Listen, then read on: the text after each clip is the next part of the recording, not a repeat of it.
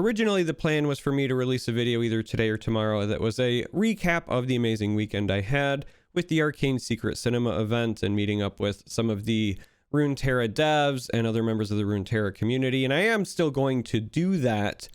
However, we got some surprise news today. This is kind of an early Christmas present in that there is a hotfix patch. It's actually already live.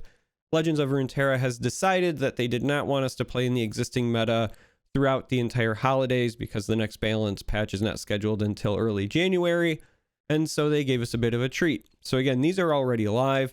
We're going to cover the changes real quick and what it kind of means for the meta and how I think it's going to impact things. But right out of the gate, we've got Poppy. Poppy has been nerfed again.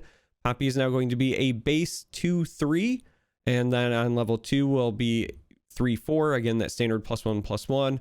And I think that this is pretty important because it's going to lower the curve, if you will, for the number of units that she can buff initially, unless you invest in her. So there's still plenty of ways where if you really want to buff your entire squad and you've played something meaty, then you can do that by buffing Poppy and then attacking. But that means you have to invest in Poppy and invest in that game plan. And so overall, I think just tweaking her power level is great for the game.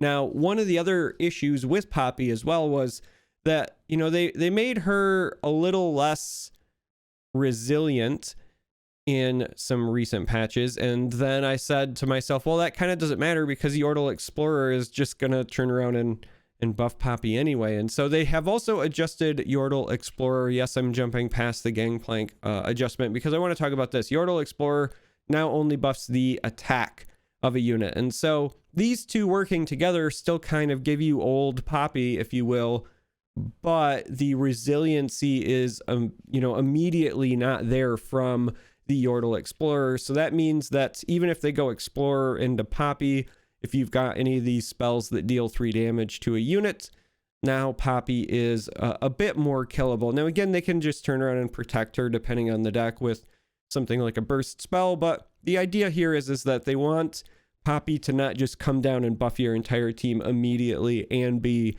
devastatingly hard to kill. I think they've accomplished that pretty well here. So Yordle Explorer also not buffing the other Yordles is a pretty big deal because this means that counterplay that was not there previously is going to be a bit more effective. What I mean by that is things like Avalanche and Blighted Ravine are now more likely to have an impact against these go wide Yordle decks because you don't have as many ways to buff their health, and that's a pretty big deal. So I like these changes in conjunction with each other. Okay, so Gangplank is listed here in the nerfs as well. This one's pretty straightforward, just the health going down by 1. Gangplank was a 5/5 and had a keyword and had a summon ability. And so when you compare that to some of the other champions, Garen comes to mind, for example, 5/5 with a keyword and nothing else. Gangplank was a little bit above par, and it is fine, I think, for him to take this nerf. Really, because he's got the overwhelm, he's still going to be pushing the same amount of damage as he was before. It's just going to allow certain decks to block and kill Gangplank a bit more effectively. And so if you can do that and then find a way to stabilize, the plunder decks might not be as big of a deal. I like that they specifically hit Gangplank here as well, just because Gangplank was also showing up in a couple of other non-plunder lists.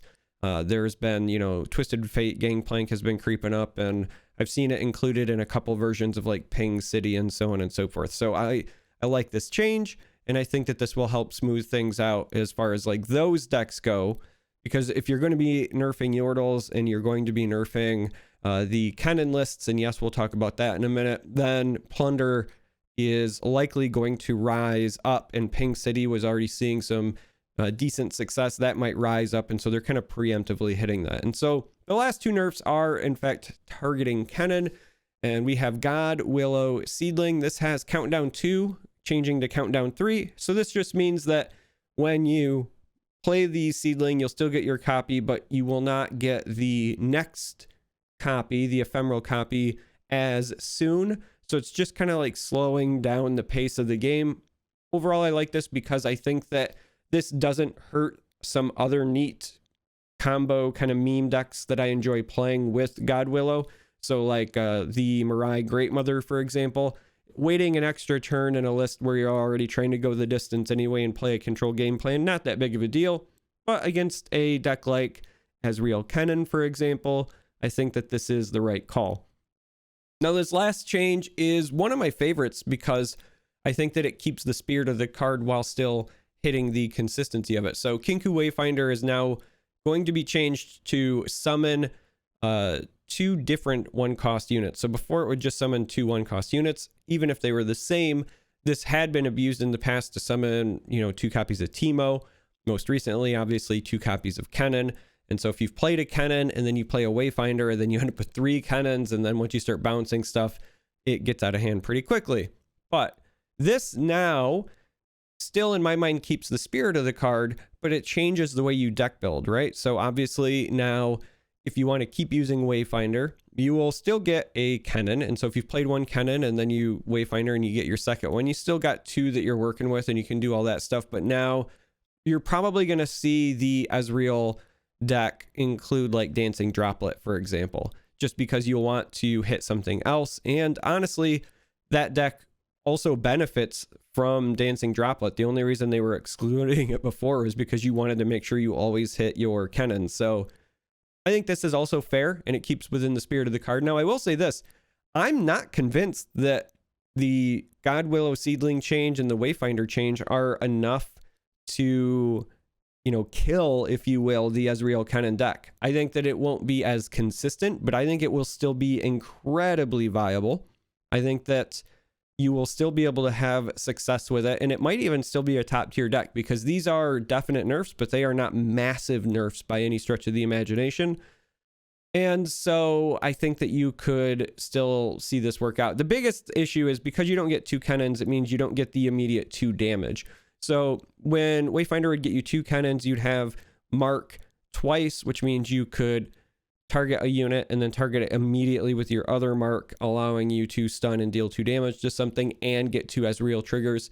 So don't get me wrong, that is a pretty big nerf as far as your turn 4 tempo play. Like playing Wayfinder on 4 was a devastating turn because of all of the value you got.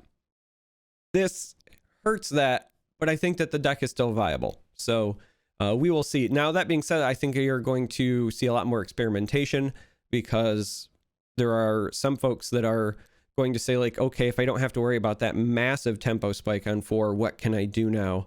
And also with the changes to Yordle Explorer, I think we might see some more Freljord control pop up. It wouldn't shock me if we don't see some more like mid-range Demacia, whether it's dragons or something else where you are utilizing a challenger.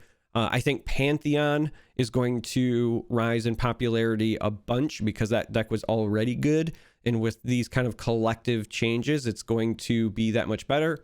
So as far as the meta goes, I think Ezreal Kennen will probably still see some play, but I expect to see some form of Freljord control creep up somewhere, whether that's with Swain or whether it's Field of Rush or whatever, I don't know.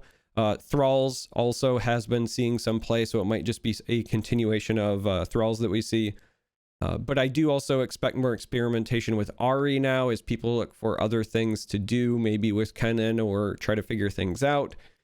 But yeah, meta winners here, I think, are Pantheon for sure, because like I said, that deck was already good. Lee Sin has, been okay still. Like, I'm not going to say like top of the ladder, but it's been functional. And so with these collective changes, I think Lee Sin could benefit as well. And yeah, this is just exciting. It's great that we got these changes. So if you see this, let me know. What is it that you are most excited to try out now? Are you going to continue riding the Ezreal Kennen train and see if you can make it work even with these changes? Are you going to try something new? What do you think? Anyways, that's it for this video. Like I said, I'll do another recap of my weekend at some point, but that'll probably be tomorrow because I have a lot of meetings this evening, so I don't know if I'll get to it tonight. But I love you all. Thanks for hanging out, and until next time, may you walk on warm sands.